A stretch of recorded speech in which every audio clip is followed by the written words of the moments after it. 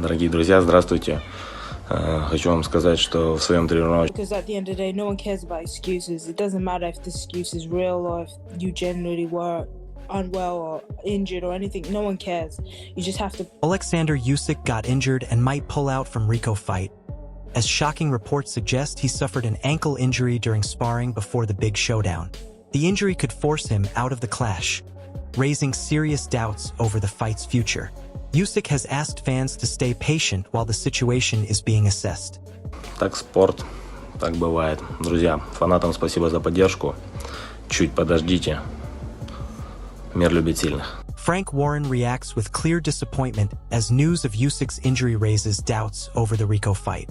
He explains the huge financial and emotional cost behind a training camp, from sparring partners to nutritionists, and how devastating it is for a fighter if the bout doesn't happen.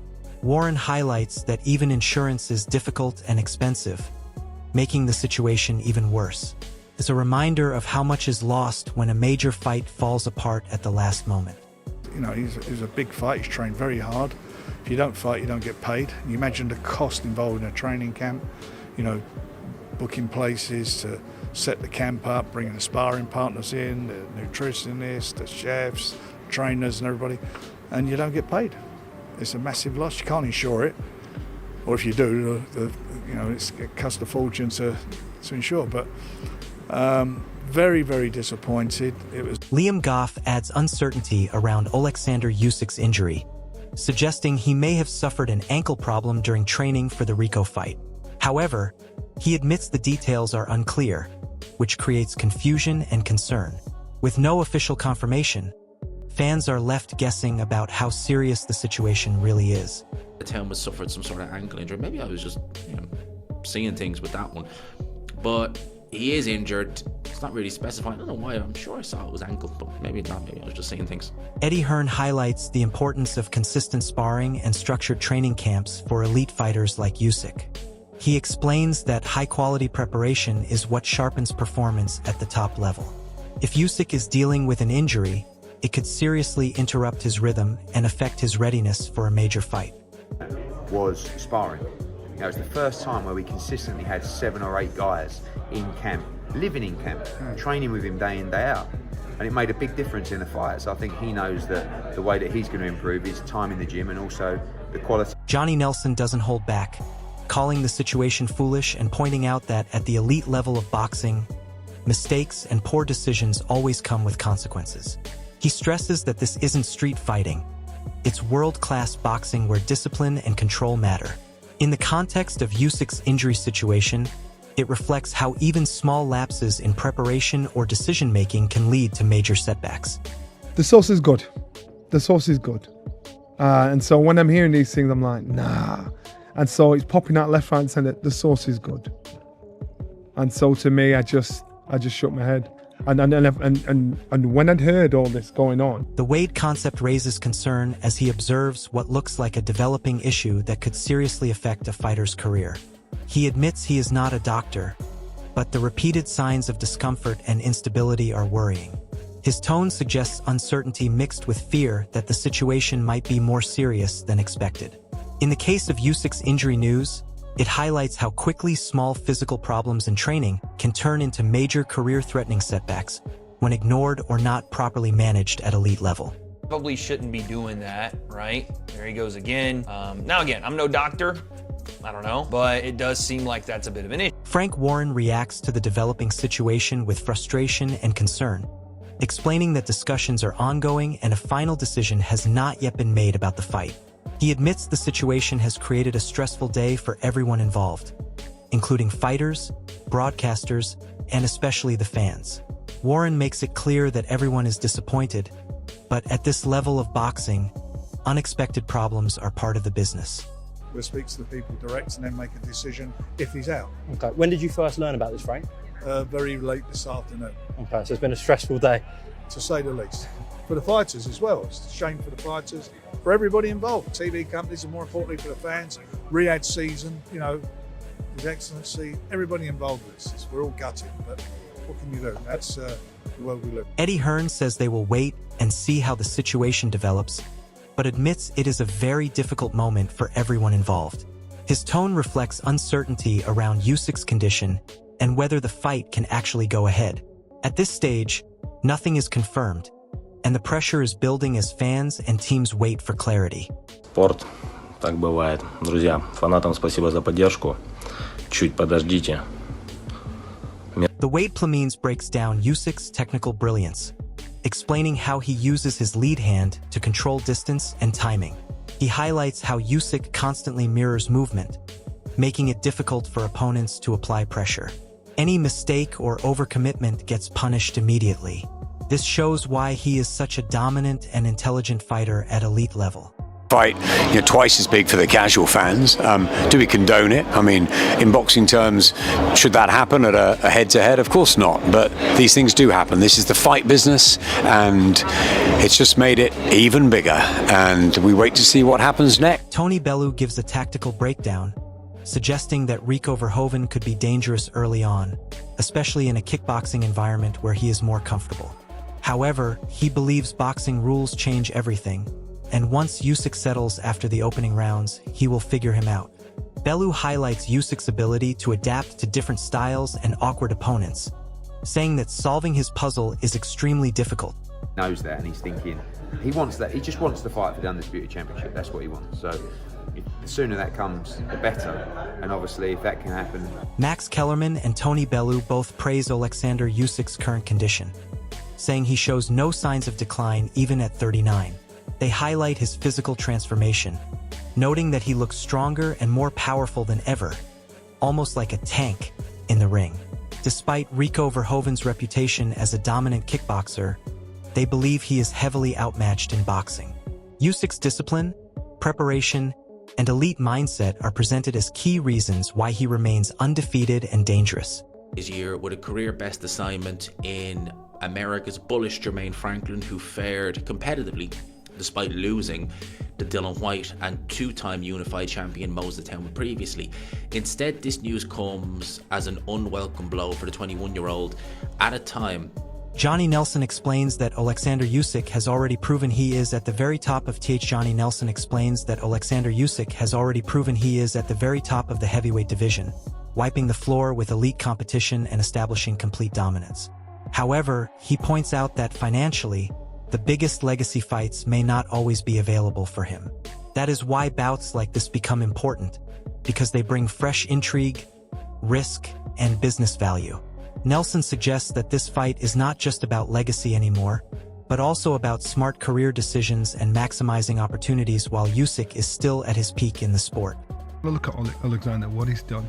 He's wiped the floor with everybody. He's established himself at the top there.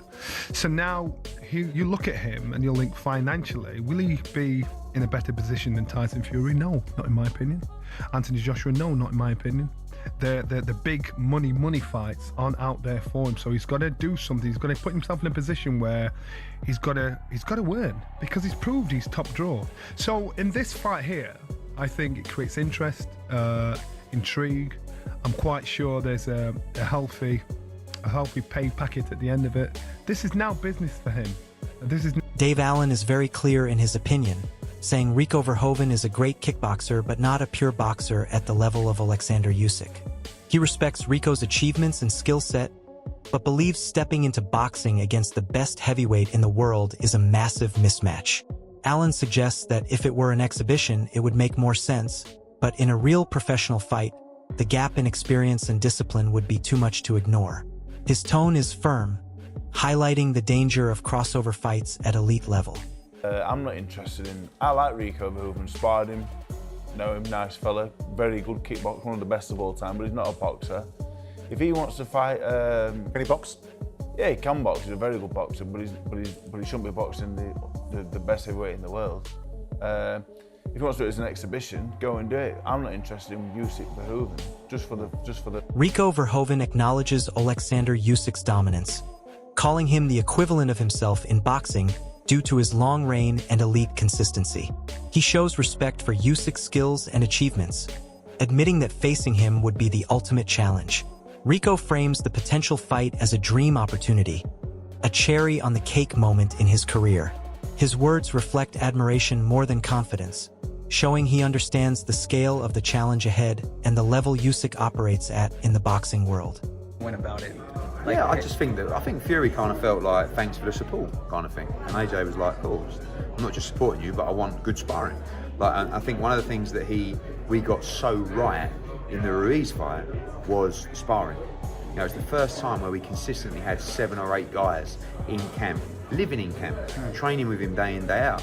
And it made a big difference in the fight. So I think he knows that the way that he's going to improve is time in the gym and also the quality of sparring. And of course, Fury would be out. Fabio Wardley gives a more neutral perspective, admitting that while fighters earn the right to choose their paths, he expected Rico Verhoeven to face more established professional boxers before stepping into a fight of this magnitude. He does not dismiss Rico's ability completely, but he questions whether the transition from kickboxing to elite boxing is fully proven yet. Wardley's comments reflect a common concern in the boxing world about crossover fights, especially when facing someone like Oleksandr Usyk, who operates at the highest technical and competitive level. Frazier, George Foreman, Ken Norton, Larry Holmes, Evander Holyfield, Lennox Lewis, Frank Bruno, Vitaly Klitschko, Deontay Wilder, Tyson Fury, now Oleksandr Usyk. If for any reason, I tell you the one thing they've got right. The one thing they've got right is they recognise that Oleksandr Usyk is the best heavyweight in the world. I think we all recognise. Right, so regardless of what belt everybody else has got, but it doesn't need to be for the WBC so they're saying no, we're sticking with the champion. We're sticking with the champ because he's the man, and that's what they're doing there. Spencer Oliver questions how a fighter with only one professional boxing bout can be placed directly into a world title fight against Oleksandr Usyk, arguing that it makes no sense within the sport structure. He feels this situation completely ignores ranked contenders who have spent years working toward their opportunity. Oliver believes this decision undermines the credibility of the WBC and makes the system look unfair. His frustration is clear as he suggests it sends the wrong message to the entire division, where experience and ranking should matter more than hype or crossover attention when it comes to championship opportunities. I mean, this kid's had one bout as a professional boxer. You go, so, you know, how can he jump the queue and box Oleksandr Usyk for the WBC title? To me, that doesn't make any sense at all, and I think it makes a mockery, again, of the WBC, allowing that. Simon Jordan explains that while this matchup clearly makes financial sense, there must be a deeper motivation behind Oleksandr Usyk stepping into a fight like this. He suggests it is not just about sport, but also about business strategy and timing in the crossover era of boxing. Jordan connects it to previous high-profile crossover fights, implying that these kinds of events are becoming more common in modern boxing. His point is that Usyk would not take this fight without a strong reason behind it, whether financial, legacy-driven, or influenced by the growing trend of cross-discipline matchups. I mean, he's a very, very, very good kickboxer who's got decent hands. I can't lie to you. It's funny, yeah? When they said that AJ was going to fight Rico, I was like, I'm serious, by the way. I was like, didn't like the idea of AJ fighting him for some weird reason, just because he's got a granite chin, he's got decent hands, he's a big lump, he's about 20 stone, 6'5", so he's a big boy. But AJ's not Oleksandr Usyk, right? I mean, where AJ isn't where Oleksandr Usyk is. Oleksandr Usyk's the #1 heavyweight in the world, one of the greatest heavyweights of all time. AJ, this stage of his career, certainly isn't that. So I guess it makes the... Peter Fury states that both Rico Verhoeven and Oleksandr Usyk wanted the fight, describing them as ultimate competitors who are willing to face any challenge. He suggests that fights like this are not difficult to make when both athletes are open to testing themselves at the highest level. Fury's tone reflects respect for both men, highlighting their mentality as true fighters. He also casually acknowledges Rico's name in boxing terms, showing the crossover nature of the discussion. Overall, his view is that when two elite competitors agree, the fight becomes inevitable and naturally attracts global attention. Intrigue. I'm quite sure there's a healthy pay packet at the end of it. This is now business for him. This is now because he's thinking, I've proved it all to you. So I've got to make as much as I can, because remember, the talk was... Ade Oladipo explains that Oleksandr Usyk is stepping in to face one of the greatest kickboxers of all time, and he personally understands the level Rico Verhoeven has reached in his original sport. He describes Rico as a fighter who was once called the Prince, and later the King of Kickboxing, showing just how dominant he has been in that world. Oladipo also acknowledges that Rico has decent boxing ability, but the tone suggests uncertainty about how that translates at elite heavyweight level. His commentary highlights both respect and curiosity about how this crossover challenge will play out.